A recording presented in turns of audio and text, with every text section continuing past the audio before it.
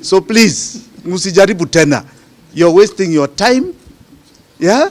If you want me, it's a simple summons and I'll appear where you want me. Stop looking for me in this house. You'll never find me. Never. Please. Sisi wajinga. We are not born yesterday. Habari zenu. Mko salama? Ah, very good.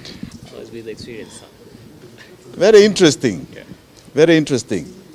Where is Willis? Yeah. Ah, you've told them everything? I've told them everything. Uh-huh. Unless there's any more question they have to you. Ah, okay. Yes, we do. Let me say something very short. 7 years ago, you know, they say the more things change, the more they stay the same. 7 years ago, right on these steps, had a similar incident and a similar press conference. We were vermewed for 3 days. This time it has been for 2 days. For nothing else but expressing our political right to express ourselves and be part of the democracy that our Constitution enshrines. My late father stood on these steps here, and he said something that was very profound. He said that you must distinguish between the personal and siasa. Siasa, wanaume na wanagombana nayo huku nje. You don't bring it to somebody's personal home. William Ruto, we can gombana huku nje. Siasa. Don't bring it to my home. In this home, you have assaulted my wife. You have assaulted my children, my Gen Z children. Those policemen assaulted them. You have vandalized the home. You have stolen items here. You have broken items. What has that got to do with the siasa we do outside there? This is my home. This is where my children are. But I say my children are alive.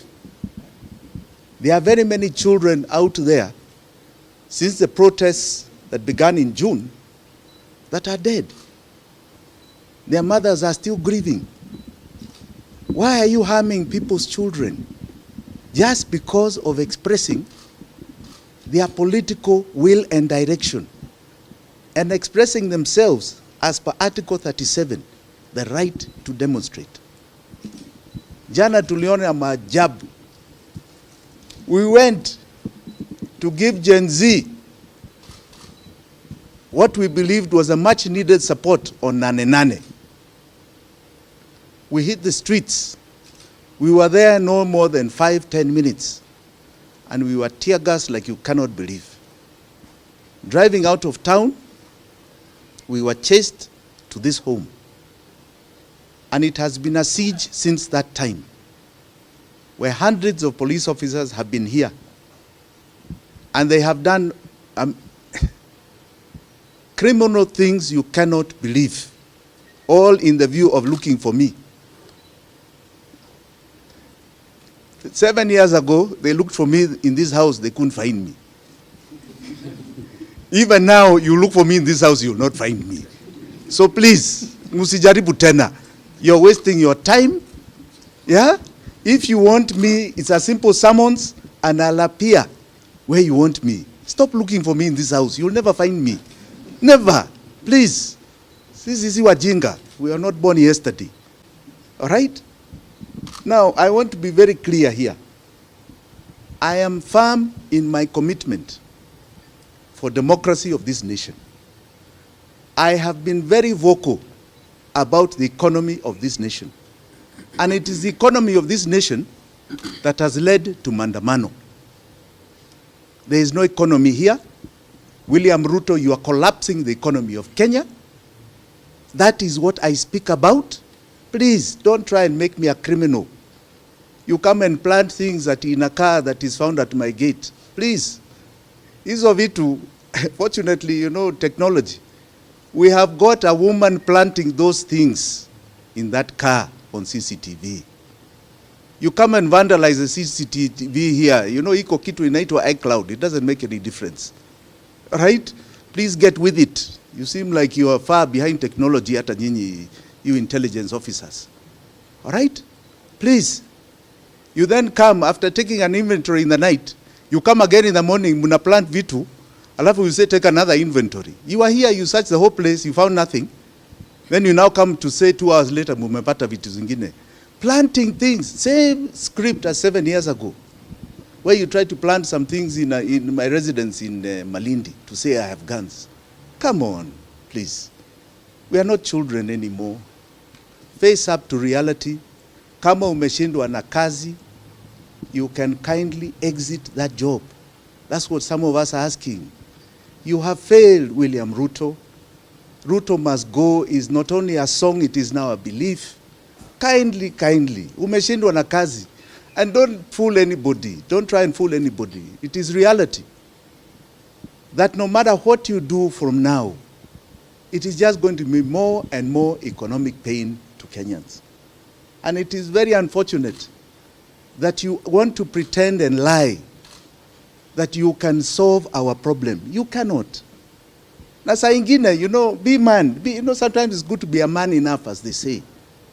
Kama umeshindwa na kazi useme, hii hafadhali tupatia mtu mwingine aendelee nayo. Sisi tumeshindwa. That is the only reason why you're seeing us being victimized. Why they are trying to brand us as criminals. We are not criminals. We are voicing everything here openly. We are being very clear. We don't know what you are fearing with our voices. We are going to keep speaking, right? And we are going to continue. And I can tell you, the time for honoring yourself is soon coming to an end. Asanteni sana. I also would like to thank those who have stood with my family when I have been in hiding in these premises. Let me say I was watching events, and I want to thank those who have stood with my family. Raila Amolo Odinga, Martha Karua was here for hours. Kalonzo Musyoka made some calls to my lawyers. Eugene Wamalwa was here. A lot of relatives and friends. More importantly, my good friend Willis Otieno, my lawyer, my deputy, lawyers like Osiemo, friends like Kibuchi, lawyers like Njage. I can tell you the list is long. And I want to encourage Kenyans. There's nothing like brotherhood and neighborhood. There's nothing better. Only family is better than that. Stand with your people, stand with your person next to you when they're in problems. Stand with them when they are doing the right thing, but they are in problems. Tomorrow it will be you if you don't stand with them. I can say today people stood with me. For those kids who have been killed during this Mandamano, I want to tell you with all my heart, I stand with you. I stand with those families. And if you want to kill more William Ruto, don't worry. You also have children. The curses of God are wide and far. Be very careful. Very careful. Very, very careful. Because with every bad deed you do, you define your exit. And history has a lot of records. So kindly, stop killing our children. It's about time we stop those tabias. So please, Kenyans, stand with those who are hurting for expressing their democratic right, for voicing their opinions, for standing up for the better of Kenya, because that's what they're standing up for. God bless you all. Asante sana. Yes, Honorable Jimmy, have you recorded any statement for A statement with who? To this end, with the DCI? Have I received summons? You haven't received any summons? No, who has summoned me? I've received no summons. What statement? About for what? Have I committed a crime? The breakage they've done in your residence? Oh, against them? Yeah. Oh, that I will sue them for monies they cannot believe. Probably how much? A lot of money. They are doing the assessment. Yes. Maybe perhaps to for you to give us a rough estimate of what exactly they've destroyed there, just a rough estimate. You know, I have just more or less surfaced. So you let us do our assessment. You know, there are experts who do that, right? But millions of shillings. Yes. Is that from the government? Have they said it? Who has said it? Which government has said that? I sue them directly. But let me also say this. Let me say this. Let me say this. Let me say this. Let me say this. I don't know what funding Gen Z is. Let me be very clear, and I want you to catch me very clearly. June 18th, when the first Mandamano began, there was a request for money to help those who had been jailed. I publicly donated money to help many come out of bond. Some came out on free bonds, others were bonded. I even put it on my Twitter feed, X, that I have done so. Let me also add, but let me tell you, if there was somewhere to fund them, I would fund them. If there was some channel, I can take the little money I have to make sure that they have water and that they have toothpaste so that they can handle this tear gas that is illegally thrown at them. I would do it. Are they doing anything illegal? No. They're exercising their democratic right.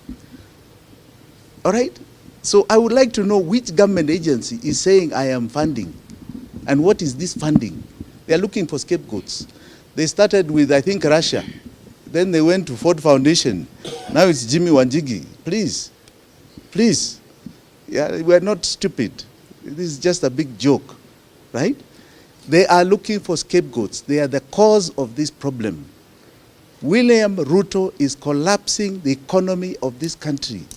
The problems are just not even begun yet.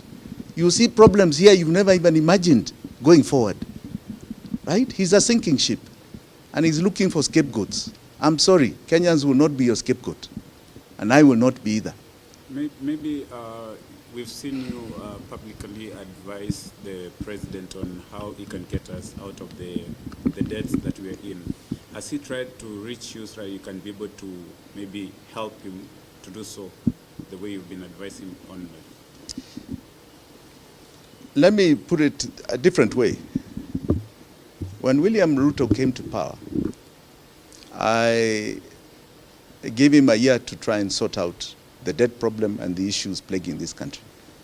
And I said I will not comment anything against him until his first budget. After his first budget, I communicated with him. And I was very clear that he is committing illegalities in his budget. He didn't seem to understand, or he was deliberately not understanding what I was telling him. I subsequently told him that I would challenge him on the illegalities that he is committing on our financial laws. That illegality has been challenged. It started with the finance bill of 2023 that you saw Kia Omtata progress. And I can tell you a lot of my own experts were the ones who gave the information and did the draft. People like Willis here were part of that drafting. And you can see, just a week ago, the finance bill of 2023 had been anguishwat, sili angushwa, by the courts of law. The 2024 finance bill was anguishwat by Gen Z. The interesting thing that William Ruto should know, and the government should know, is that that ruling has far-reaching effects. It takes us back to the revenue of Uhuru's finance bill of 2022, which means today VAT on petroleum should be at 8%, not 16%, for example.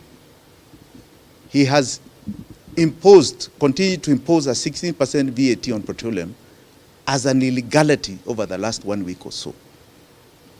Now, what is more far-reaching is that that ruling said the following, that the revenue estimates as envisaged in the Constitution of Kenya have never been tabled by William Samoei Ruto.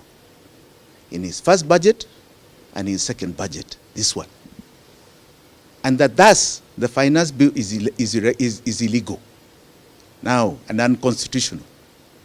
It means his appropriation bill, where you anchor revenue estimates and expenditure estimates, are illegal. That is what is called the budget. So his budget of 2023 was illegal.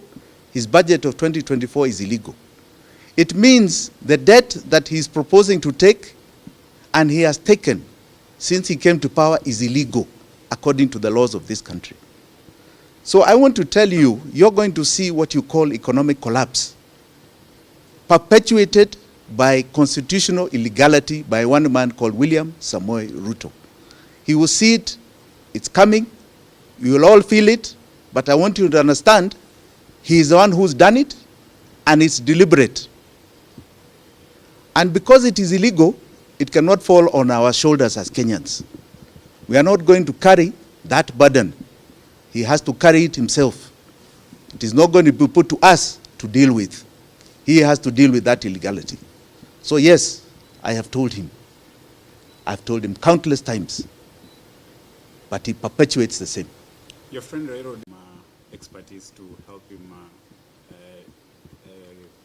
bring up the country back to its norm. What do you think? Are they going to perform, or? I have great respect, for example, of John Bandi, who is in the Treasury. He's been a renowned debater in Parliament. He's a man of detail. I just feel pity for him that he's joined a sinking ship, and even where things have reached today, I don't think he can solve the problem. He can't. It is too deep a problem. He cannot solve it. He cannot. You need to change the top. Not the middle, not the bottom. You need to change the top. I think that's enough. Thank you. Thank you. Asanteni sana. God bless you.